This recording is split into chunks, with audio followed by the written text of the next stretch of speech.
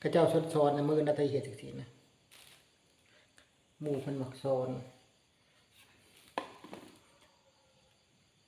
สบายดีทุกคนสวัสดีตอน20:00นี่แหละ 20:00จังนาทีแล้ว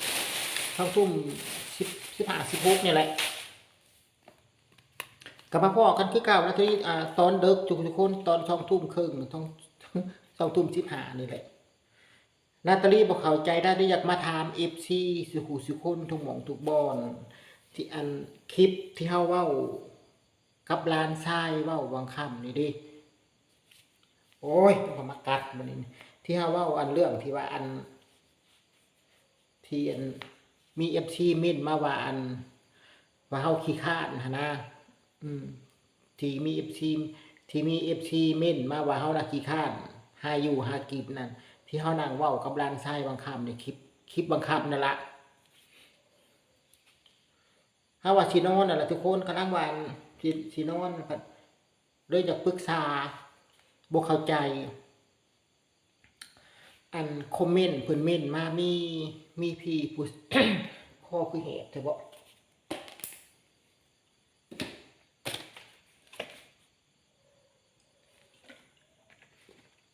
ไปกินปลาทูแล้วก็พิษแล้วก็เพาะนะกุนไหลย้อนนะเอื้อมดวงไปหาบ่เป็นกุนไหลย้อนน่ะคือสิม่วนทุกคน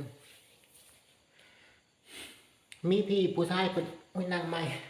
มีพี่ผู้ชายเพิ่นเม้นมาว่าอันในคลิปที่เฮานั่งเว้ากับหลานชายนั่นเพิ่นน่ะไอ้หยังเบิ่งคุณลูกสวยว้าวมาจังสั้นเพื่อนคนนี้ผมเกลียดมากและนาตาลีน่ะบ่เข้าใจนาตาลีขอถามในประชุมคนเขาเว้าให้นาตาลีบ่หรือเว้าให้ไผ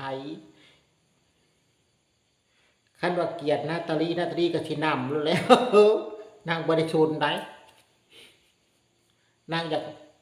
คันว่าเกลียดนาตาลีน่ะสิเกลียดเฮาเฮ็ดหยังเฮาก็นั่งอยู่เฮือนเฮาซื่อๆแล้วทุกคน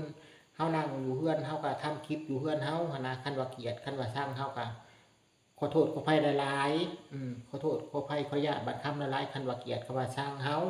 าก็บ่ฮู้อีโหนอีเหน่หยังหั่นนะบ่ฮู้อีโหนอีเหน่บ่จักหยังบ่จักหยังไดสิมาเกลียดมาชังเฮาบ่ฮู้หยังได้และนาตาลีอยากถาม FC ขาประจำของนาตาลีหรือ FC ที่เพิ่นมักเบิ่งมักซุ่มมักเม่นมักเว้ามักที่มักซุ่มเฮานั่นล่ะที่เพิ่นฮักแต่เพิ่นเพลงเฮาน่ะยังนั่งจะขอปรึกษาเพิ่นเม่นมาเป็นพี่ผู้ชายเพิ่นว่าเฮาจดไว้อยู่คนโลกสวยว้าวเพื่อนคนนี้ผมเกลียดมากครับผมคนนั้นทั้งสั้นแหละประมาณจังซี่แหละเฮาจดแต่เฮาจดบ่เบิดเฮาจดเอาครึ่งนึงเฮาก็พอจำได้อยู่ในคลิปเขาไปอ่านเบิ่งเด้อคลิปที่เฮานั่งเว้ากับหลานชายยามมื้อแลงหั่นแหละคลิปที่เฮาเว้าว่าอันเขาเว้าว่าเฮาขี้คร้านน่ะเขาไปอ่านเบิ่งแหน่ทุกคนเป็นเขาเว้าให้นาตาลีบ่เฮาบ่เข้าใจเนาะว่าเขาเพิ่นเม้นจังซี่หั่นนะเม้นเว้าอ้อมๆเว้าตรงๆเป็นหยังคือบ่เว้าว่าอันคือบ่เว้าว่าอันชอบนาตาลีจังซี่จังซั่นเฮาจังสิเข้าใจเพราะนาตาลีเป็นคนปึกเฮาปึกเฮาบ่เข้าใจเนาะทุกคนเว้าที่เฮาบ่เข้าใจคือบ่เว้าว่าเม่นคือบ่เม่นคือหมู่หั่นนะคือบ่เม่นคือหมู่เม่นที่ผ่านมาน่ะคือบ่เว้าว่าจะไปสนใจคนนี้จะไปใส่ใจเม่นแบบนี้อันนี้เฮาเข้าใจอันนี้นะคันเม่นแบบนี้เฮาเม่นจังซี่นะเฮาก็จังนึงก็ว่าเขาน่ะเว้าให้คนนั้นบ่หรือว่าใดคือจังสองคือบ่ออกบ่เข้าคือบ่ตกคิดบ่ตกเพราะว่าเพิ่นเว้าให้เฮาบ่ได้ใดหั่นน่ะก็เลยมาปรึกษาคิดสองกำสองพายคิดไปคิดมาว่าเรานี่เม่นให้เว้าให้คนผู้นั้นบ่ที่เขาเว้าว่าเฮาน่ะขี้คร้านนะละเม่นให้ผู้นั้นบ่หรือว่าแนวใด แล้วเฮาคิดกลับไปกลับมานะหลักว่าเราในเม่นในเฮาบอกว่าคุณลูกสวยว้าวเพื่อนคนนี้ผมเกลียดมากเฮาก็มานั่งคิดอยู่เพิ่งเติบก็ไปถามพี่ถามน้องว่าเขาก็บ่เข้าใจเปให้เบิ่งเปอันนั้นนะให้ฟังแหน่เขาว่าจังใดหมายถึงว่าจังใดหมายถึงว่าได้เขาก็บ่ฮู้แล้วเขาถามว่าจะเว้าในใดในคลิปน่ะก็เว้าแต่ว่าเขาเว้าว่าเฮาขี้คร้านเว้าในคลิปน่ะเว้าว่าเฮาขี้คร้านหาอยู่หากินแล้วเราในเม่นมาแล้วล่ะว่าคุณลูกสวยว้าวเพื่อนคนนี้ผมเกลียดมากเฮาก็ยังบ่เข้าใจเฮาก็ยังคือชงกรรมชงพายอ่าลักษณะว่าแล้วเว้าให้คนนั่นบ่หรือว่าให้เฮาบ่นะสนองใจเฮาอยากมาปรึกษา FC นำสู่คนแน่นท้องเว้าก็ยังยากทุกคนกดไหลย้อนจากปรึกษาคันว่าเว้าให้นาตาลีก็ขอโทษขออภัยนำหลายๆเฮาก็บ่จักหยังเนาะทุกคนครับว่าเกลียดคันว่าสร้างเฮาก็บ่จักหยังหันนะเฮาก็ยอมให้เกียรติยอมให้สร้างคันว่าสร้างนาตาลีก็ยอมมันเฮาบ่จักหยังบ่จักอีโหนอีหลีหยังเฮากันนั่งเว้ากับหลานเฮาซื่อๆเนาะนั่นในคลิปนะคันอยากสร้างก็สร้างแล้วบ่ว่าหยังดอกยอมให้สร้างแล้วบ่จักได้เว้าเด้จักสิเฮาบ่ได้ว่าในใดก็สิมาสร้างเฮาก็ยอมให้สร้างคันว่าสร้างนาตาลีคันว่าเกลียดนาตาลีคันว่าเกลียดบ่อยากเห็นหน้าบ่อยากเห็นตาคันว่าเบื่อคันว่าได้นาตาลีคันว่าเกลียดมากนะก็ยอมไม่เกลียดยอมให้สร้างเฮาบ่จักหยังอะนะเม่นนี้อันนี้ฉันเฮาบ่เข้าใจเฮามาปรึกษานำ FC ทุกคน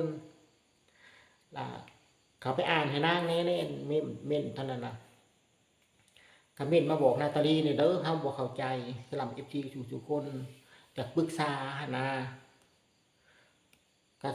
คิดสองใจว่าเพิ่นเม่นมาเหตุผลใดเหตุผลจังใดละไม้เพิ่นเม่นมาหมายถึงว่าจังใดเฮาบ่เข้าใจเนาะทุกคนแทนที่เพิ่นสิเว้าว่า นาตาลีเอ้ยอย่าไปสนใจเด้อคนจังซั่นอะนะเฮาเข้าใจหรือว่าปล่อยผ่านไปอันเฮาพอเข้าใจอันนี้แล้วมาเม่นว่าคนสวยว้าวเพื่อนคนนี้อ๋อ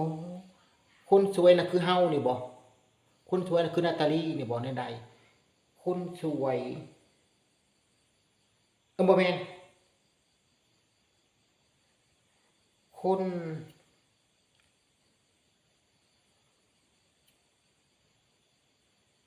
ต้องเข้าไปอ่านใหม่คนสวยเฮาเขียนบ่ถูกนั่นนี่คนสวยว้าวเพื่อนคนนี้ผมเกลียดมากอ๋อแสดงว่าเราเกลียดคนนั่นบ่เกลียดคนที่เว้าให้นาตาลีนำทุกคนในใดบอกนางได้เด้อนางก็เข้าใจแน่บ่เข้าใจแน่นี่เด้ถ้าบ่เขียนบ่ถูกอีกแล้วบัดนี้นะคนนอกจากเขาไปเปิดอ่านนี่โทรศัพท์มีหน่วยเดียวอยากมี2หน่วยคือหมู่เด้คนลูกคนโลกสวยคนโลกสวยเฮาบ่เข้าใจตัวนี้ทุกคนคนโลกสวยว้าวผมเกลียดมากคนโลกสวยนาตาลีนี่บ่โลกสวยคนโลกสวยว้าวผมเกลียดมากแท้ที่เราสิว่านาตาลีเม่นมาคือหมู่หั่นนะคนนี้นั่นอย่าไปใส่ใจเด้ออย่าไปซื้อซาเด้อผ่านเด้อเขานิสัยบ่ดีก็ว่าไปหั่นแล้วพอสิเว้นจังซี่แหน่หรือว่าใดๆหรือว่าอันนี้หรือว่าเม่นให้นาตาลีบ่คนโลกสวยว้าวผมเกลียดมากคือไปขึ้นมานาตาลีกว่าเม่นให้นาตาลีคันว่าเกลียดนาตาลีนั่นก็ขอบุญคุณหลายๆเฮาบ่จักหยังทุกคนบ่จักหยังเลยที่มาเกลียดมาสร้างเฮาบ่จักบ่ฮู้หยังเลยก็ขอบุญคุณหลายๆที่ทำให้เกียรติทำให้สร้างคันว่าเกียรติคันว่าสร้างนาตาลีก็ได้ บ่จักหยังนี่แล้วขอปรึกษานักวิธีทุกคนเด้อคอมเมนต์มาบอกนาตาลีแหน่ไปแล้วคลิปหน้าพอกันใหม่นอนหลับพันดีราตรีสวัสดิ์ทุกคน